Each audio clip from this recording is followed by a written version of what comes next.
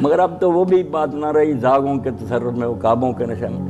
عقابوں کے گھونسلے کبوں نے سنبھال لیے کہ نام ہے نیک لوگوں کا، ٹھگ بیٹھے ہوئے ہیں، نشہ بیچتے ہیں، زنا ہو رہے ہیں درباروں پر، سارے ملک کی فحشہ عورتیں جاتی ہیں، لال شہباز کے دربار میں بدکاریاں ہوتی ہیں۔ یہ نیک لوگوں کو کب مانتے؟ نیک لوگ اگر ایسی بیعت لیتے بھی تھے تو اصلاح کرتے، بہت لوگوں سے چندے وغیرہ نہیں لیتے تھے۔ اگر پیر صاحب کے پاس حضرت شیخ عبد القادر جیلانی اللہ عنہ پر رحمت کتنی بات کہ مرشد کبھی مرید کے گھر کا کھانا نہ کھائے، وہ پیر کرتا؟ لوگوں نے پوچھا کیوں؟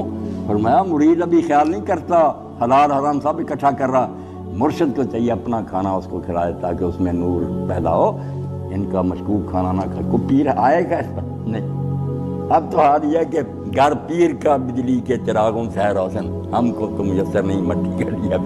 مرید مر رہا ہے، آتے ہیں چیلے ساتھ ہوتے ہیں، وہ بیچارہ سارا دن مزدوری کر کے 10 روپے لایا، تو وہ بھی لے پالو، اس میں ڈال لو بوری میں، اپنے پلے سے کوئی نہیں دینا کہ اس کی بچیاں جوان لاؤ، اتنے پیسے اس کی شادی کرو۔